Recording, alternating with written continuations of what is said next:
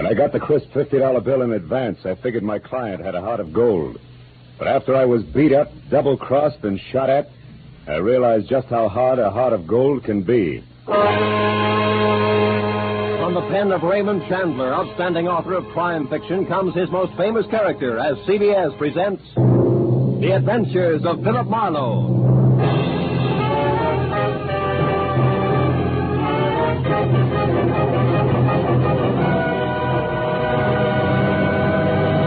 And now, with Gerald Moore starred as Philip Marlowe, we bring you tonight's unusual story, The Heart of Gold.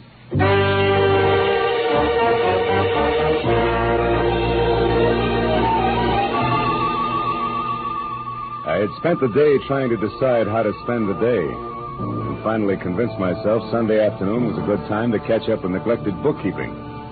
But I only got as far as the office door because a special delivery letter was stuck in the mail slot.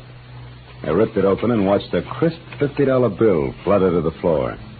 Pinning it down with my toe, I turned to the letter, which was dated Saturday. Dear Mr. Marlowe, kindly investigate the party who lives at 1903 North Ogden Street to find out if his name is really Elliot Perdue and what his occupation is. Then please come to my residence at 5 tomorrow, Sunday. I live at the home of a friend, Arthur Stewart, 33 Lemonwood Drive in Bel Air. I sincerely hope that $50 will be a sufficient retainer. Truly yours, Helen Asher. Judging from the tone of her letter, it was obvious that Helen Asher didn't hire private detectives very often. Nevertheless, I glanced at my watch, which said I had to work very fast, and I headed for 1903 North Ogden. It turned out to be a small house near Selma Street. I got out of my car and walked up to the door.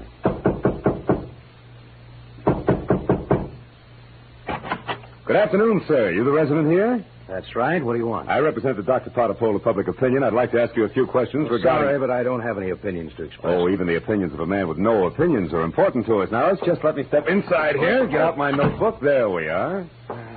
All right, but make it fast. Right. Now, what is your occupation? I'm an investment broker. With which firm? I'm independent. I see. And what is your name, sir? What do you need my name for? Well, for my personal records in case I have to come back. Elliot Perdue. Uh-huh. Do you have any hobbies other than horse racing? What do you mean? Those dope sheets and racing forms there on your desk. I'm quite an admirer of horseflesh myself. You're quite a character, too, aren't you? Working on Sunday and all? Well, you know how public opinion is. It goes right on, rain, shine, or Sunday. Excuse me a moment. Oh, by the way, what's your name? Marlowe. Philip Marlowe. Okay, Mr. Marlowe. Stand still, because I'm not kidding about this gun. Now beat it back to whoever hired you and tell them they're being very clumsy about a very delicate situation. One more move like this, and they won't get another chance. I knew Perdue meant business, so I left without an argument. Well, at least I had a repeat on the name, Elliot Perdue, and the occupation of bookie to toss at Helen Asher when I met her at 5 o'clock. In Bel Air, I eventually found 33 Lemonwood Drive. 200 yards of palm trees stood at rigid attention while I drove through the gate and up to the house. When the butler opened the door, he stared at me like my hat was on fire. Yes, sir. Did you wish something? Yes, I'd like to see Mrs. Asher, please. Mrs. Asher? Oh, good heavens. Mr. Stewart. What's the matter, Roberts? Who is it? Why is it... I'm Philip Marlowe, Mr. Stewart, a private detective. I have an appointment with Mrs. Asher. Is she at home? Oh, Mr. Marlowe, perhaps you can help. I don't know what to do. It's such a terrible thing. What's happened? Upstairs, not 5 minutes ago, Mrs. Asher shot herself. Shot herself? Please, if you'd come up with me. Yeah, sure, of course. I'm certainly grateful for your help, Mr. Marlowe. Yeah, this is her room. She's in here. There. Yeah, she's dead, all right. Shot herself in the left temple. Whose gun is that, Mr. Stewart? Well, it's mine. I kept it in the desk downstairs. Did you find her? No, Roberts did. I was out in the hothouse working with my orchids. You see, I've been out of town. I just came in this morning on the super chief from Chicago, and I wasn't expected back until Wednesday. Yeah, look, Mr. Stewart, do you mind telling me how well you knew Mrs. Asher? Oh, very well indeed. Ever since the accident 3 years ago, she lived in my house under my care. The accident? Yes, that's how she got those scars on her cheek and neck. As you can see, my hands were burned at the same time. Would you mind telling me about it?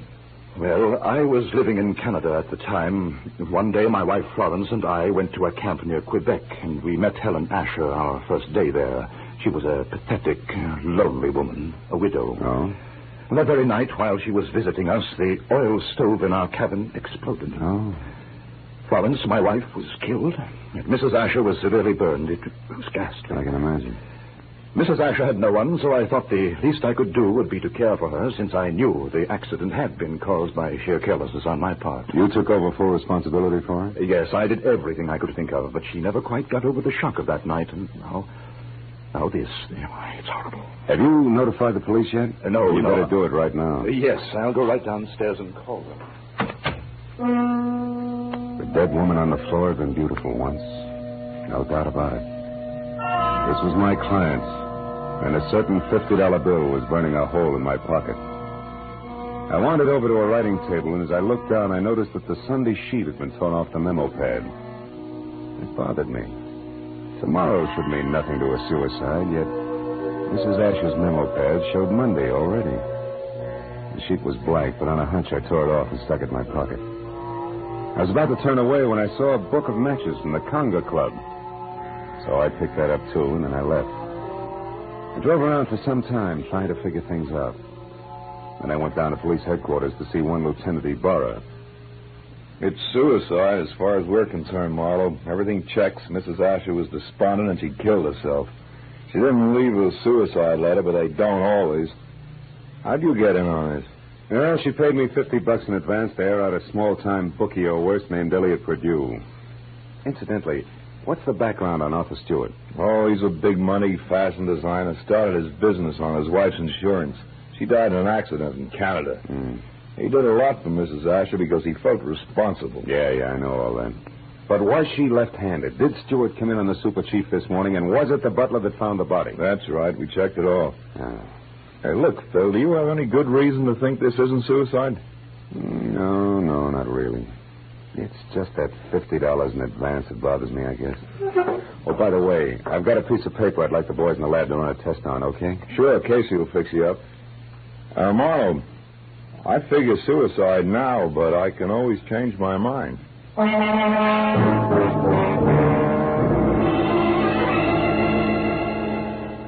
I went down the hall to the police laboratory and handed the blank page of the memo pad to Casey.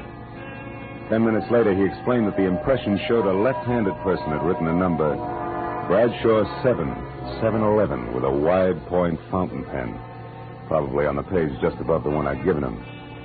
Well, I thanked him, dropped 4 bits in the Christmas fund bottle, and found the phone. I dialed Bradshaw 711 and waited.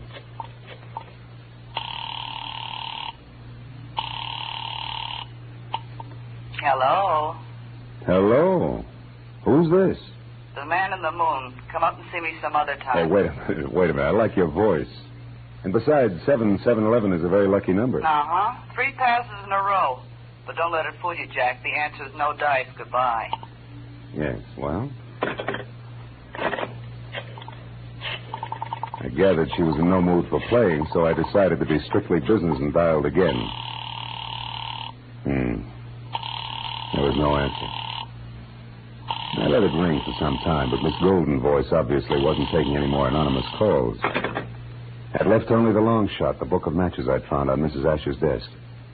The Conga Club was on the Sunset Strip, so I drove out there, found a parking space on a side street nearby, and went in. I didn't know exactly what I was looking for, so I paid $1.10 for a scotch and soda worth 40 cents, just to help pass the time. An amber spotlight was glistening down on a set of sequin contours that would have melted the Ice Age down to a fortnight. And she was singing. For wherever my man is, I am his forevermore.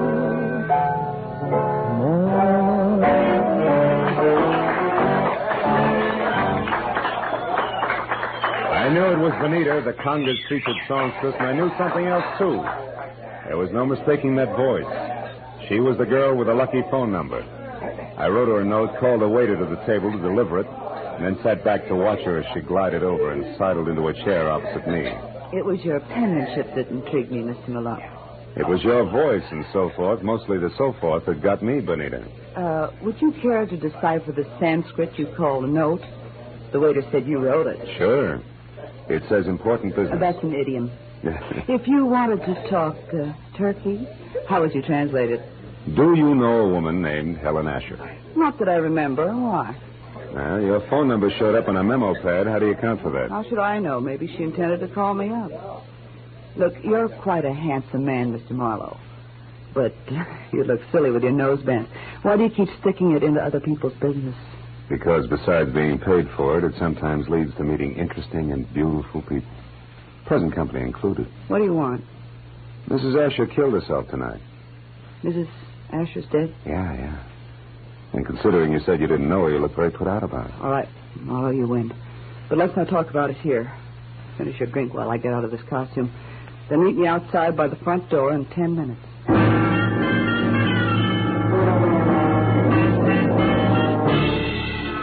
When she headed for the back of the club, I headed for the front. I got out the door and down in my car just in time to see her leave by the stage entrance. She jumped into a yellow convertible, ripped down Sunset Boulevard, turned onto Doheny, and scraped to a halt in front of the Regent Apartments. At the door, a tall, sunburned man popped up from somewhere and intercepted her. It was Elliot Perdue. A short but hot argument took place, and apparently Perdue won, because they went in together. I found the name Benita Malone over the mailbox in number 5 and got to her apartment door just as the second round started. No, I haven't changed my mind, Elliot. I've been doing a little research since you threw me over, Benita. I've got you and your precious plans right here in the palm of my hand. What are you talking about? This little heart-shaped locket on this little golden chain. Let me see that. No. I'm not showing this trinket until just the right moment. Listen, Elliot, I don't know what's brewing in that slimy brain of yours. But get this, if you try to monkey with my life again, so help me, I'll kill you. Now, get out. Benita, would you be interested if I told you that I know Mrs. Asher's secret? And would you be interested if I told you that Mrs. Asher killed herself tonight? That slows you down, doesn't it, bright boy? Yes, but it doesn't stop me, beautiful. I'll be seeing you before you know it. I ducked into an alcove and heard Benita slam the door on Perdue's coattails as he left.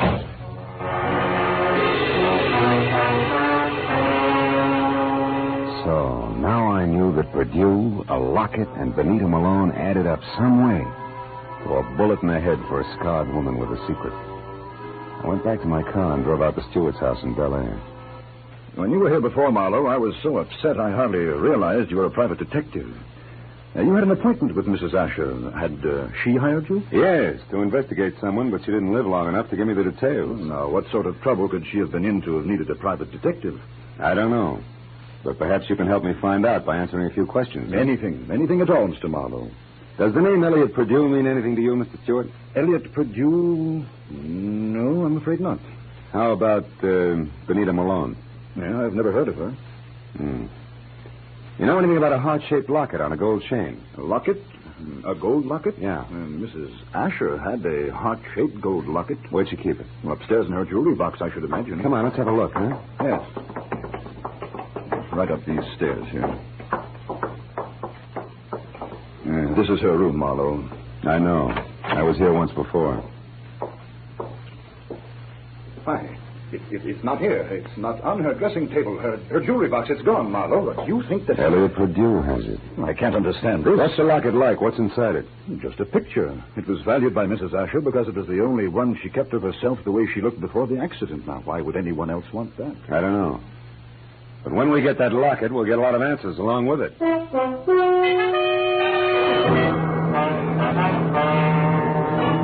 Now I was more convinced than ever that Elliot Perdue, Benita, and the late Mrs. Asher's secret were all dangling from the same chain that supported the gold locket. I said goodnight to Arthur Stewart and started back for Hollywood. But a moment later, I changed my mind and abruptly swung onto a shadowed side road and parked, lights out. It had suddenly occurred to me that the gallivanting Mr. Perdue might call on Stewart. And if so, I wanted to be on hand. Well, 40 minutes later, I was about to call off the cloak and dagger routine when I heard the sound of a powerful motor roaring out of Stewart's driveway. I looked up just in time to see a long black Nash whip by with Stewart at the wheel.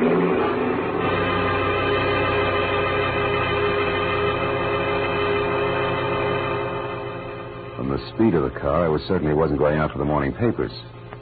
Decided to go back to the house and question the butler while I could have him to myself. Oh, why, no, Mr. Marlowe. I haven't any idea where Mr. Stewart went.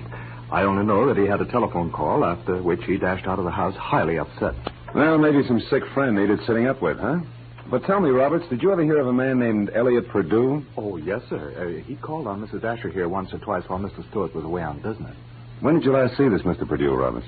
Yesterday morning, sir, about 10 o'clock. And one thing more, did you ever see Mrs. Asher wearing a gold locket, a heart-shaped one? Oh, quite often, sir. As a matter of fact, she asked me about it just yesterday morning, shortly after Mr. Perdue left. She couldn't locate it anyplace.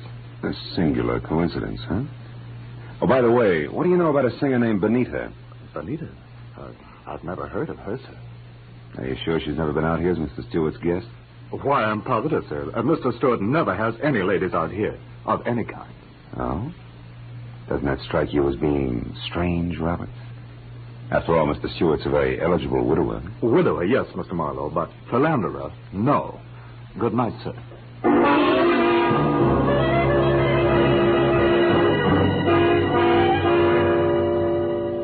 As I drove back to Hollywood, I tried to figure out where Arthur Stewart had gone. But I had about as much to work with as Gypsy Rose Lee after a third encore. Well, after discounting Benita's place in the Conga, there was only Elliot Perdue's house on North Ogden.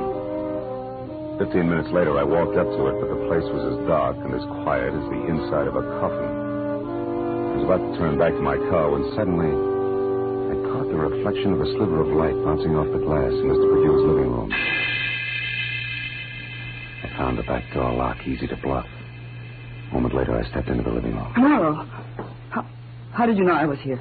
Mr. Stewart told me. You're a liar. Arthur wouldn't... Arthur? Well, you see, Mr. Stewart and I... Oh, no, it's Mr. Stewart, huh? Wait a minute, there's someone outside. Perdue. Put out your light. Now, when he finds you, keep talking. Say anything. I'll be behind the door. Here he is.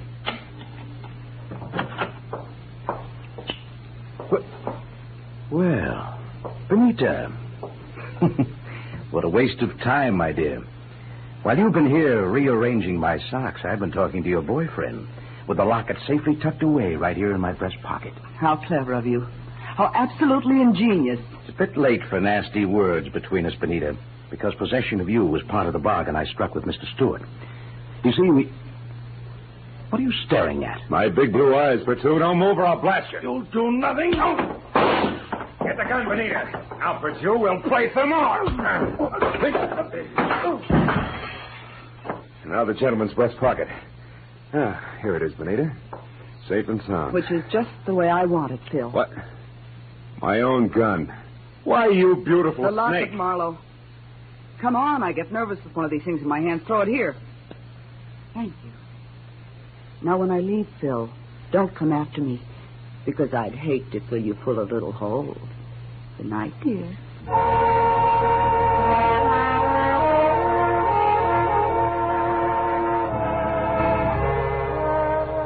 When Benita stepped out of that house, I solemnly swore I wouldn't trust another woman for the next 100 years. But a groan from the body on the floor brought me back to 1948 and Elliot Perdue. I knew that he had seen the picture in the locket, so I went to work on him. Come on, Perdue, snap out of it. Come on. Huh? Oh, it's you, Marlowe. Who'd you expect, St. Peter? What was in the locket, Perdue? I don't remember. Maybe a call on Lieutenant Ibarra will refresh your memory. I doubt it. And we better start playing games again. We'll start with one called Slap, Slap, Perdue. No, let me alone, Marlowe. Get your hands off me. You ready to start singing, huh? All we need now is the right lyrics. No. Come on, Perdue, talk. Stop it, I'll talk. Good. Now, why did Mrs. Asher kill herself? Because she had a good reason. Like what? No, it's a long story. Make it short. Okay, Marlowe. Here goes.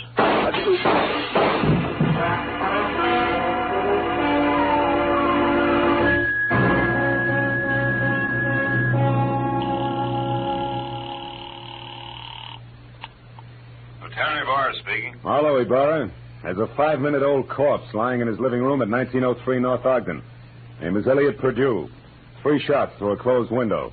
I was lucky. Any description of the killer? No, none. Now, look, Ibarra, right now I'm going after a songbird named Benita Malone at the Regent Apartments on Doheny. Will you cover me there without sirens? Sure, Marlowe. I'll attend to it in person.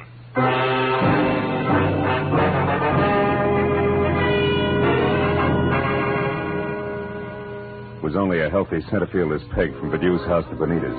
When I got there, the place was dark and a car wasn't in sight. I decided to try the Conga Club. But as soon as I walked in, I began to worry because if Benita had wanted to get rid of that locket, she'd have had enough time to bury it at Forest Lawn.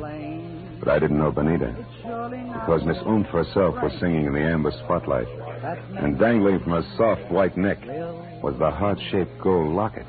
I love you because he's wonderful, because he's just my Bill.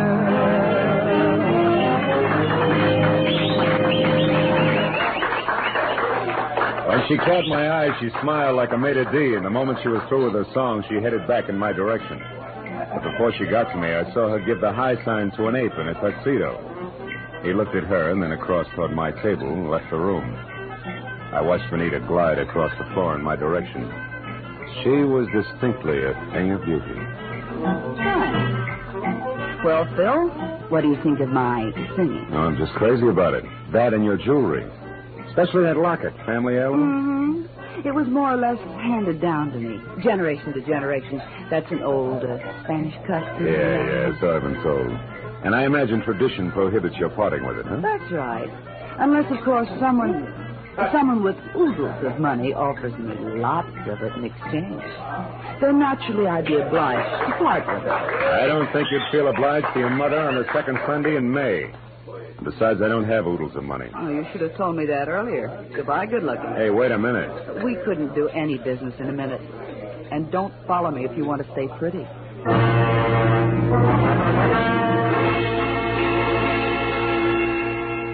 She pivoted on a spike heel and took off for a dressing room, and I knew that if I followed, I was scheduled for a nasty tete-a-tete with an ape in a tuxedo. When I made the lower floor and saw that the long corridor to her room was empty, I knew the setup. The ape would be on the other side of the door waiting.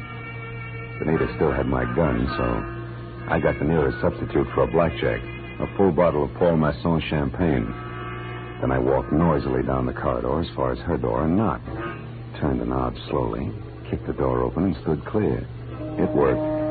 The ape's hairy hand was wrapped around my gun, and it came down in an arc that was never interrupted. And that left him off balance. The ape hit the floor, and before Benita had a chance to close her mouth, I ripped the locket from her neck, picked my gun up, and ran.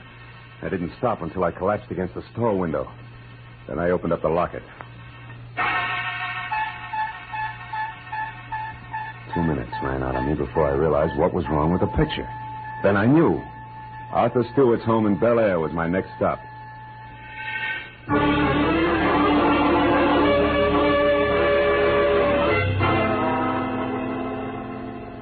30 minutes later, I pulled up away from the place and parked. And keeping in the shadows, I approached the house where only the library and an upstairs bedroom showed any light. The library had French windows. When I moved up close, I was startled by the sight of a figure going through Stewart's desk. I stepped into the room and found it was my little friend, Benita. I've got my own gun again, Benita. Phil. Oh, doing a little dusting, honey? Oh, don't be funny. I'm not trying to. How is it you're not upstairs helping Stewart pack? Because I've already finished packing, Mr. Marlowe, and don't turn around. That was well done, Benita. Oh, fine. Sucked in by a little decoy sprinkled with sequins. Don't mind the pose, Marlowe. Just toss your gun on the couch over there. Now. That's better. You know, Marlowe, I can't say that I'm very sorry for you. I don't expect condolences from a character who murdered a woman this afternoon and a man this evening.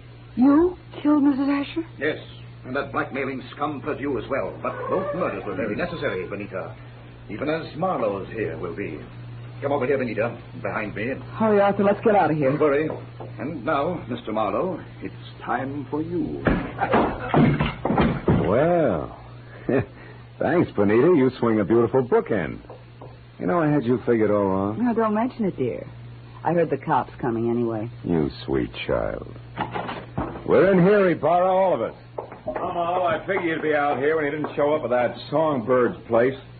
Well, what's this? The little man on the floor with a large bump on his head is Arthur Stewart, the man who killed Elliot Perdue to keep him from telling me the truth about Mrs. Asher, and the man who killed her this afternoon.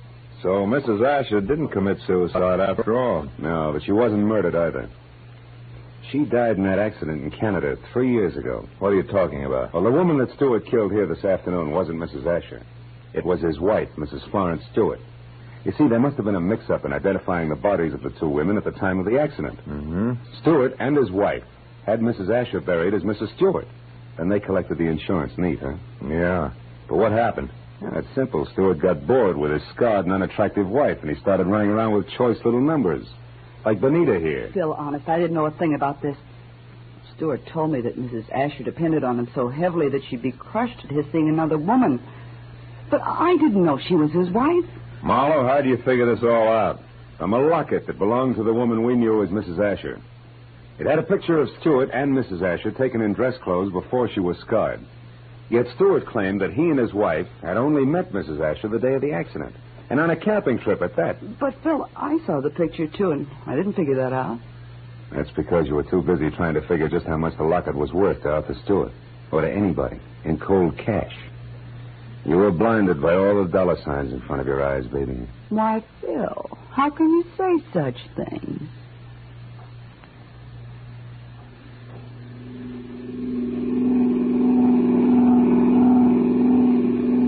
Now, Marlowe, just so I don't toss and turn all night, tell me just why you were hired in the first place.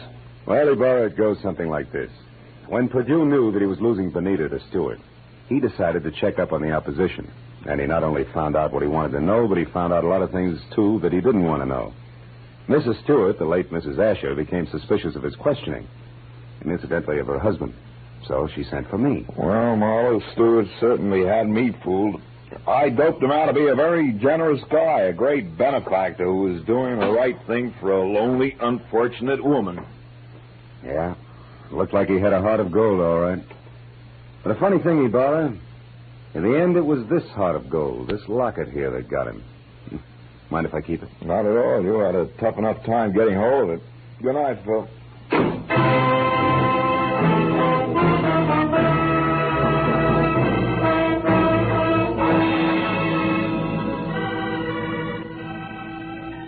Well, by the time I got back to my apartment on Franklin, the sky was beginning to fill with the soft gray of morning. I pulled the blinds down in my bedroom and sat down for a last cigarette. I had mixed with a lot of funny people that day. But for some cockeyed reason, I kept thinking of Benita Malone, a girl who was no better than she had to be. Finally, I put her out of my mind, and I was about to turn off the desk lamp when I noticed my memo pad. Still read Sunday, which was understandable. But scrawled across the top sheet was a telephone number. And I couldn't figure how it got there. It was written in crimson lipstick. Bradshaw 7. 7-Eleven.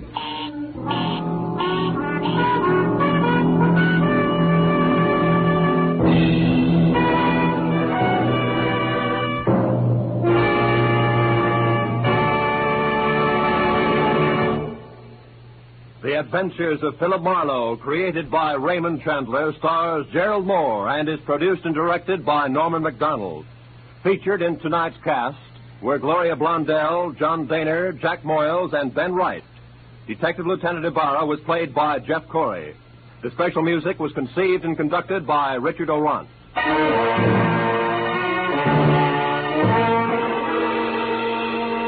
Be sure to be with us again next week when Philip Marlowe says...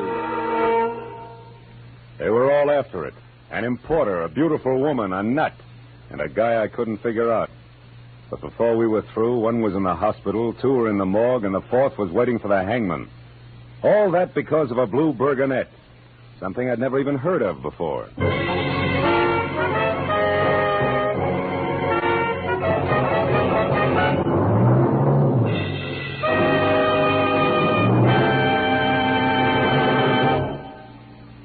Dr. Fabian, the ship's doctor in cabin B-13, tells a new story of danger in far ports tonight over most of the CBS network stations. Tonight's story, The Island of Coffins, is another original drama by John Dixon Carr, famed mystery writer. You can hear it when the ship's whistles sound outside cabin B-13.